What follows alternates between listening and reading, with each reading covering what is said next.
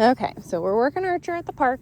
We're working off distractions. So what I'm doing here is we've got this nifty little walking path. And a lot of the times when we get out to the park and we have a walking path, what we want to do is we want to take our dogs on the path and start walking them, because that's what we do. We're enjoying the people trail. There's nothing wrong with that. However, with a young dog who's learning how to heel, that can be a big mountain to climb.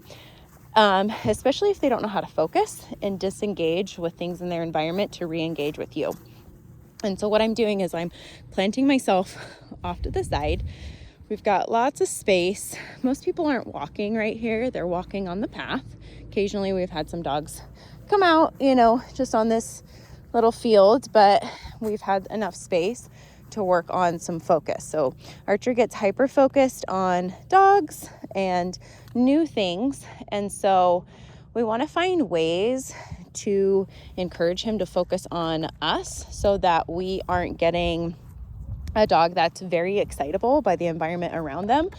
Because sometimes what happens with that excitability is they want to pull on the leash, they want to bark at things, they want to be a spaz because they're not in a healthy, good state of mind. Good job, buddy. Now, when he's focused on me and he's calm, now that's important. Like, he can be focused on me and be really rude for food. And so I have been correcting that.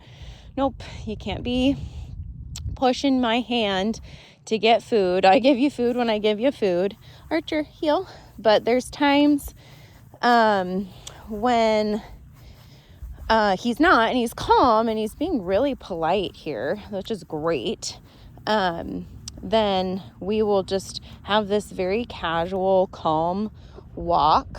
And we even I didn't even notice, but we just passed a dog. It's just off in the distance. He's aware of everything in his environment. And so it's really cool, even more so than I am. It's really cool to see him making really good choices.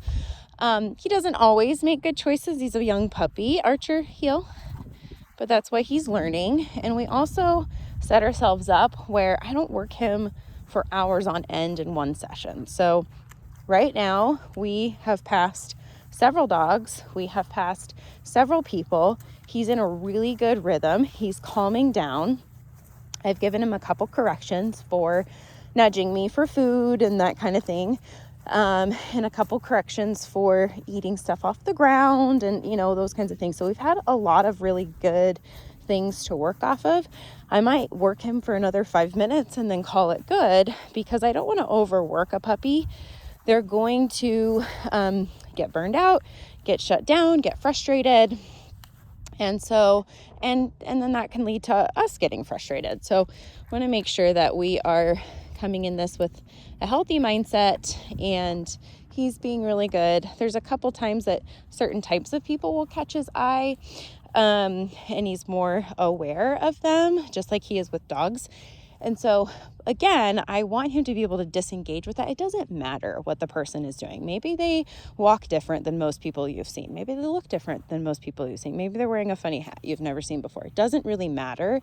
What we want to do is just be able to work on focus. Archer, heel. And we're working on this heel position. Heel. Heeling does not mean sniffing. Gave him a little tap on the e-collar. He's been doing really good with e-collar.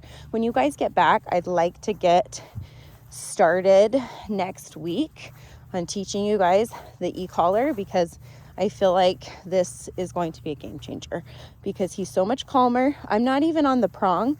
I've used the prong. No, I'm gonna tap him for nudging at my treat pouch. Again, we just want to make sure we're keeping that some manners when it comes to food. I can reward you, no, but you're not gonna boop me with your nose.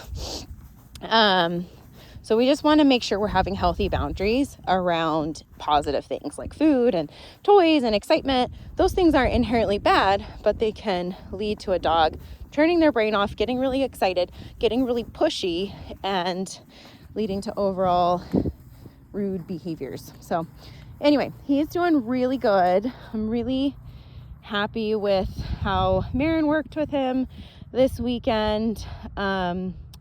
I want to make sure that before I just set you guys up with an e-collar, that I'm teaching you what to do with it, what to reward, what to correct, those kinds of things.